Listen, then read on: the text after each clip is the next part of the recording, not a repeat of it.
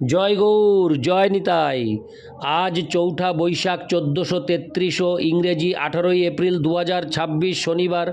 আজ আমি চৈতন্য চরিতামৃত পাঠ করছি। আজ আমি পাঠ করছি শ্রী চৈতন্য চরিতামৃতের মধ্যলীলা প্রথম খণ্ড, চতুর্দশ পরিচ্ছেদ, হেরা পঞ্চমী যাত্রার শ্লোক 187 থেকে 207।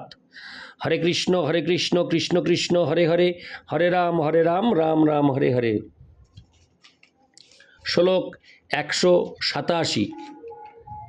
গতিস্থানাসনাদিনাং মুখনেত্রাদি কর্মণাম তাৎকালিকন্তু বৈশিষ্ট্যং বিলাস প্রিয় সঙ্গজম। অনুবাদ: প্রিয় সঙ্গ থেকে উৎপন্ন, প্রিয় সঙ্গম স্থানে গমন ও অবস্থিতি ইত্যাদির এবং মুখ, নেত্র আদি অঙ্গের সেই সময় যে বৈশিষ্ট্য উদিত হয় তাকে বিলাস বলে। ইতি শ্লোক 187। শ্লোক 188। লজ্জা, হর্ষ, অভিলাষ, সম্ভ্রম, বাম্য, ভয় এত ভাব মিলি রাধায় চঞ্চল করয়। শ্লোকার্থ: স্বরূপ দামোদর বললেন, লজ্জা, হর্ষ, অভিলাষ, সম্ভ্রম, বাম্য এবং ভয় এই সমস্ত ভাব একত্রে মিলিত হয়ে শ্রীমতী রাধারানীকে চঞ্চল করে। তাৎপর্য: গোবিন্দ লীলামৃত 9-11 থেকে উদ্ধৃত পরবর্তী শ্লোকটিতে তার বিশ্লেষণ করা হয়েছে। ইতি শ্লোক 188। শ্লোক 189। পুরো কৃষ্ণালোকাৎ স্থগিত কুটিলাস্যা গতিরভূত চিরস্বীনং কৃষ্ণাম্বরদোরবৃতং শ্রীমুখমপি চলোত্তারং স্পারং নয়নযুগমাভুগ্নমিতিশা বিলাসাক্ষ শালঙ্করণবলিতাশীত প্রিয় মুদে। অনুবাদ: শ্রীমতী রাধারানী যখন শ্রীকৃষ্ণকে তার সম্মুখে দর্শন করলেন তখন তার গতি স্তব্ধ হল এবং তিনি কুটিলভাবে ধারণ করলেন। যদিও তার বদনারবিন্দ নীল বস্ত্রে স্বল্প আচ্ছাদিত ছিল, তবুও তার তারকা সদৃশ নয়ন যুগল বিস্ফোরিত হরে কৃষ্ণ বিস্ফারিত, চঞ্চল ও বক্র হল এবং বিলাস রূপ অলঙ্কারে মণ্ডিত হয়ে তিনি শ্রীকৃষ্ণ সুখ উৎপাদন করতে লাগলেন। ইতি শ্লোক 189। 190। কৃষ্ণ আগে রাধা যদি রহে দান্তাঙ্গা 3 অঙ্গ। হরে কৃষ্ণ। আমি শ্লোকটি আরেকবার পাঠ করছি। শ্লোক 190। কৃষ্ণ আগে রাধা যদি রহে দান্ডাঙ্গা মানে দাঁড়িয়ে থাকেন, 3 অঙ্গ ভঙ্গে রহে ভ্রু নাচাঙ্গা। শ্লোকার্থ: শ্রীমতী রাধারানী যখন শ্রীকৃষ্ণের সম্মুখে দাঁড়ান তখন তার গ্রীবা, কোটি এবং চরণ বা জানু এই 3টি অঙ্গ ভঙ্গ হয় এবং তার ভ্রু যুগল নাচতে থাকে। ইতি শ্লোক 190। শ্লোক 191।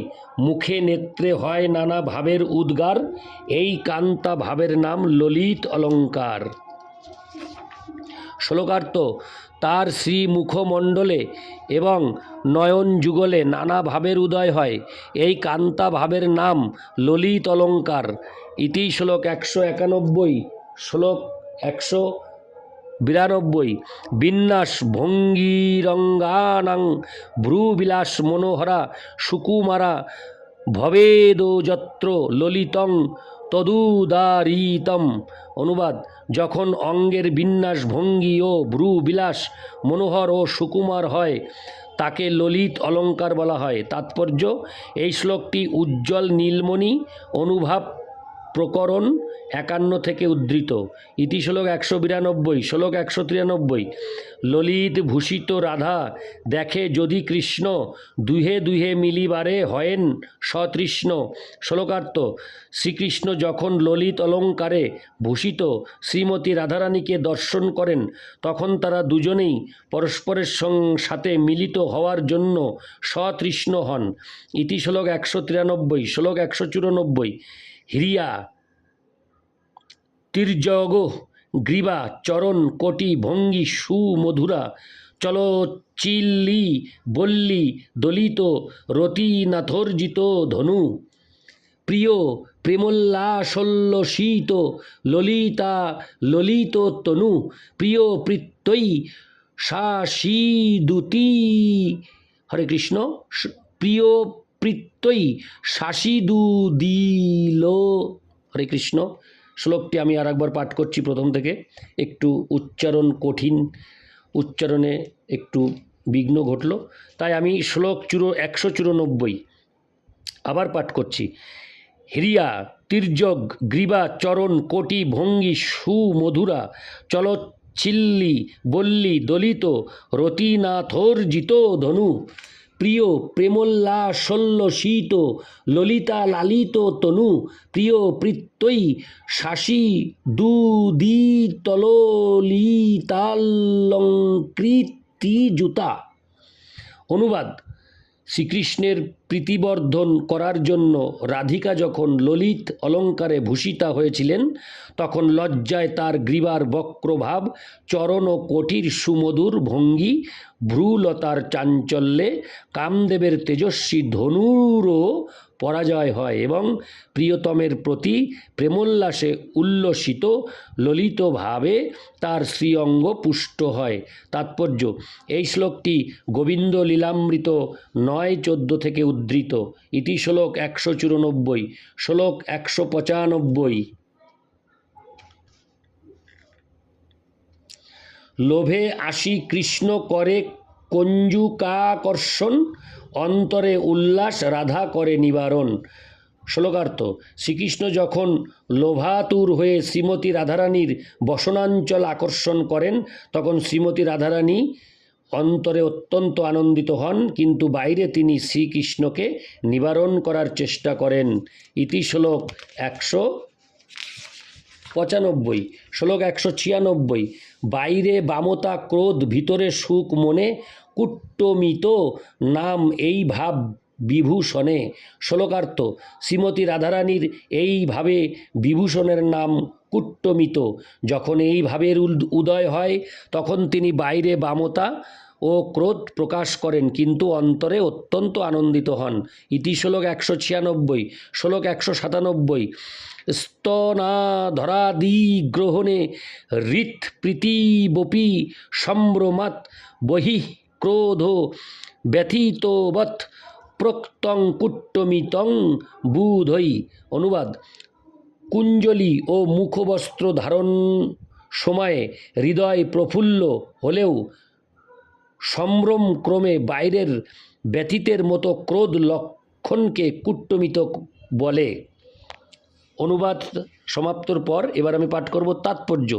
এই শ্লোকটি উজ্জ্বল নীলমণি অনুভাব প্রকরণ 44 থেকে উদ্ধৃত।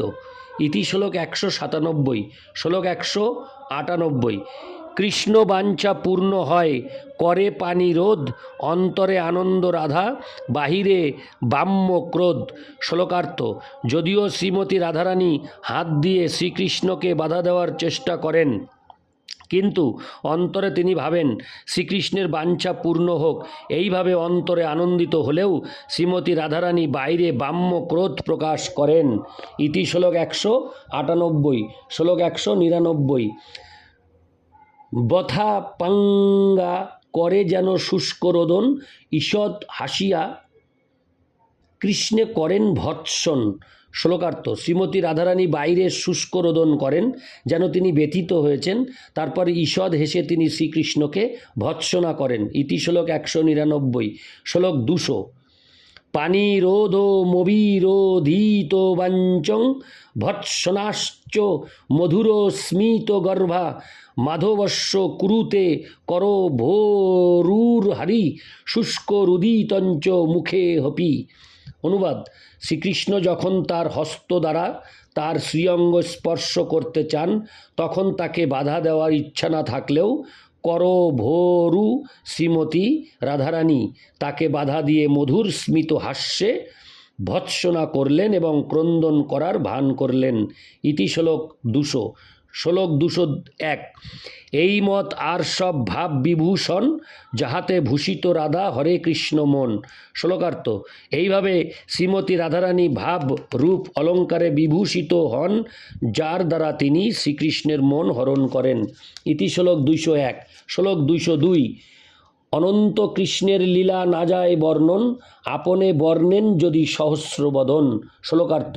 শ্রীকৃষ্ণের অন্তহীন লীলা বর্ণনা করা অসম্ভব নয়, এমনকি অনন্তদেব তার অনন্ত বদনে অনন্তকাল ধরে বর্ণনা করেও তা শেষ করতে পারেন না। ইতি শ্লোক 202। শ্লোক 203। শ্রীবাস হাসিয়া কহে, শুনো দামোদর, আমার লক্ষ্মীর দেখো সম্পত্তি বিস্তর। শ্লোকার্থ। তখন শ্রীবাস ঠাকুর হেসে স্বরূপ দামোদরকে বললেন, দামোদর দেখো আমার লক্ষ্মীদেবীর কি অসীম বৈভব। ইতি শ্লোক 203।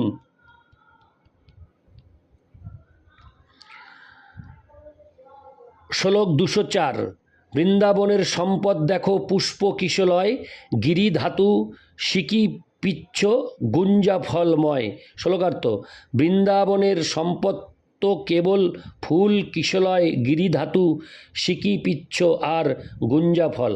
ইতি শ্লোক 204। শ্লোক 205। বৃন্দাবন দেখিবারে গেলা জগন্নাথ, শুনি লক্ষ্মী দেবীর মনে হইল আশোয়াত।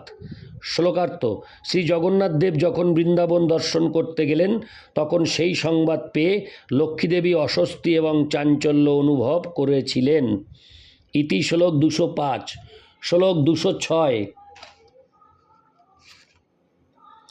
এত সম্পত্তি ছাড়ি কেনে গেলা বৃন্দাবন, তারে হাস্য করিতে লক্ষ্মী করিলা সাজন। শ্লোকার্থ। তিনি মনে মনে ভেবেছিলেন, এত সম্পদ ছেড়ে শ্রী জগন্নাথ দেব কেন বৃন্দাবনে গেলেন। তাকে উপহাস করার জন্য লক্ষ্মীদেবী নানা প্রকার সাজসজ্জার আয়োজন করলেন। ইতি শ্লোক 206। শ্লোক 207 থেকে 208। তোমার ঠাকুর দেখো এত সম্পত্তি ছাড়ি, পত্র ফল ফুল লোভে গেলা পুষ্প বাড়ি, এই কর্ম করে কাহা বিদগ্ধ শিরোমণি, লক্ষ্মীর অগ্রেতে নিজ প্রভুরে দেহ আনি। শ্লোকার্থ। লক্ষ্মীদেবীর দাসীরা জগন্নাথের সেবকদের বললেন, দেখো লক্ষ্মীদেবীর এত ধন সম্পদ ছেড়ে কেন তোমাদের ঠাকুর পত্র ফল ও ফুলের লোভে পুষ্প বাড়িতে গেলেন। সর্ববিষয়ে অত্যন্ত পারদর্শী হওয়া সত্ত্বেও তিনি কেন এরকম কাজ করলেন, এক্ষুনি তোমাদের প্রভুকে লক্ষ্মীদেবীর সামনে এনে দাও। ইতি শ্লোক 207 থেকে 208। হরে কৃষ্ণ কৃষ্ণ কৃষ্ণ হরে হরে, হরে রাম রাম রাম হরে হরে। হরে কৃষ্ণ। আমি এই অডিওতে 207 পর্যন্ত বলেছিলাম, কিন্তু 207 ও 208 একসাথে, তাই আমি এই অডিওতে 208 পর্যন্ত পাঠ করলাম। জয় গৌর, জয় নিতাই।